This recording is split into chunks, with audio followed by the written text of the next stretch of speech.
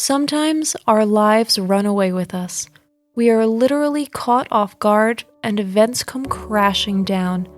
Professional chaos and personal stress then have to be juggled to the best of our ability. At some point, completely powerless, we just switch to autopilot and try to keep the balls in the air. So in today's video, we'll show you a few tricks and thought-provoking ideas that can help you regain control of your life. How to get your life back on track when things are out of control. Concrete tips.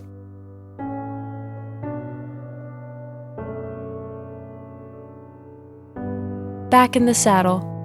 Number 1. Give yourself some time off. This is easier said than done.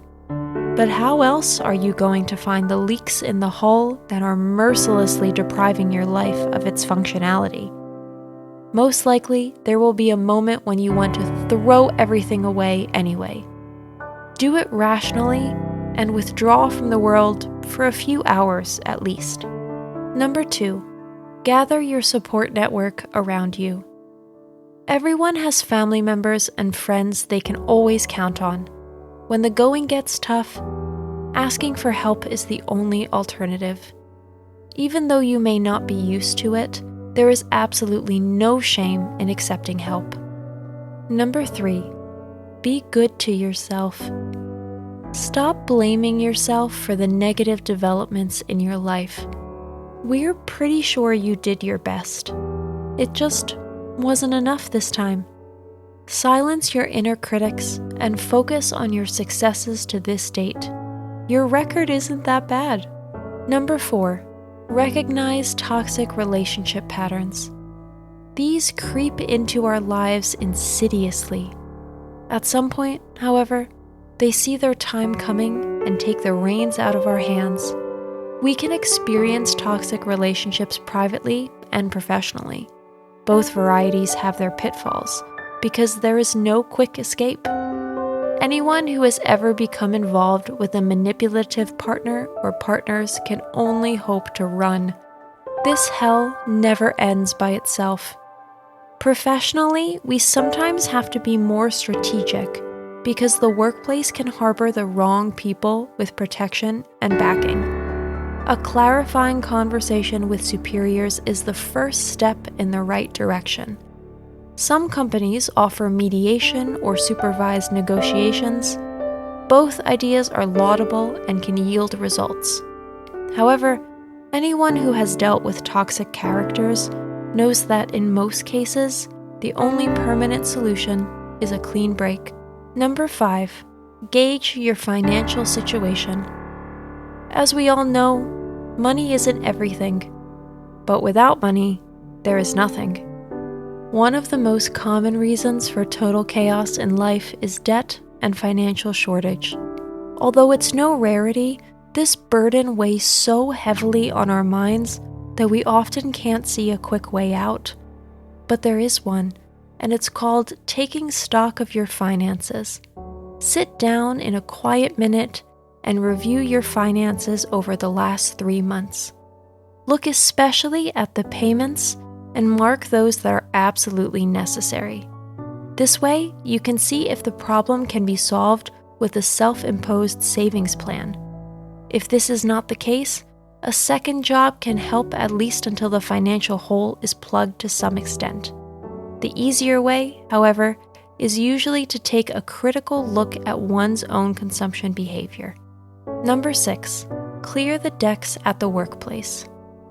Unfortunately, our globalized and thoroughly digital times pack an unpleasant side effect. Smartphones, laptops, and the like make us constantly available and thus, conveniently, always at work. Very few people now recognize a definite end to the day, one that clearly draws the line between work and personal life. Here lurks one of the pitfalls that plunges us into the abyss and threatens to take away control over our lives. If you don't want to go to the dogs, you have to convince the alpha dogs on the job that your life is not just about work. These negotiations are unpleasant, tedious, and there's no guarantee of success. But if you want to regain control over your life, you have to start with your personal work-life balance. No job in the world is worth sacrificing your health or personal life for. Number 7, sometimes you have to take the consequences. Of course, jumping off a merry-go-round doesn't happen without bruises. Unpleasant situations require unpleasant solutions to stop the chain reaction. This fact must be clear to us if we truly want to free ourselves from the stranglehold. There will have to be unpleasant conversations. But the alternative is that we continue to be victims of circumstance in a life that is no longer of our choosing. This is where good preparation and strong willpower score points. It's best to practice these conversations in advance to be able to cushion emotions in the best possible way. Number 8, investigate the causes instead of the blame. Especially when things get out of hand, we have a strong tendency in the heat of the moment to place blame on others. The opening hours of the daycare center, the colleagues in the office, the lazy partner who can never put his things away, and so on. However, the problem may lie somewhere else entirely.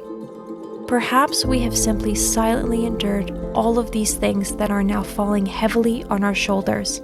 And, as we all know, silence is considered approval. Many a vicious circle has been made in order to avoid offending someone or to spare ourselves discussions. Many people allow themselves to be led around by the nose for a long time for this very reason, because they want to be liked and fear losing popularity. All of that is perfectly fine, as long as it doesn't bury us at some point. Number 9, be specific and very clear. Once you've identified the problem or the leak that's flooding you like a torpedoed ship, action is but one thing you can do. The first thing to do is actually address the problem clearly. It's essential to be as precise as possible. What exactly are the circumstances that have led to the current precarious situation? Who or what has to change so that this chaos doesn't become a permanent state? Following from the previous point, do not automatically regard everything as the fault of others. Your life has only one captain and one pilot, and that's you. Number 10, self-care must become your guiding principle. What is it that you need?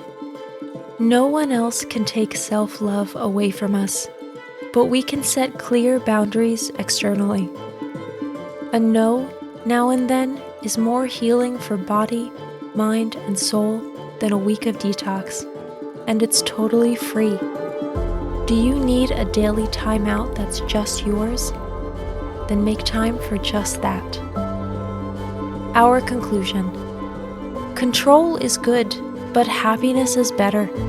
Even the organizational geniuses among us experience times of total breakdown. No one always has everything in view and all the balls up in the air at once. Life is a succession of challenges that we have to face to the best of our abilities. Sometimes people wrest control from us and prove to be toxic offenders. Weigh whether fight or flight is the better choice here. If you must choose between control and happiness, choose wisely.